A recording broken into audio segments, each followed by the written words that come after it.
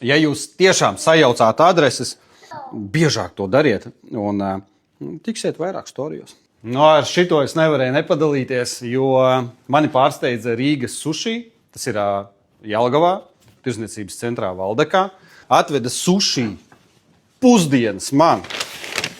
Es esmu reāli šokā.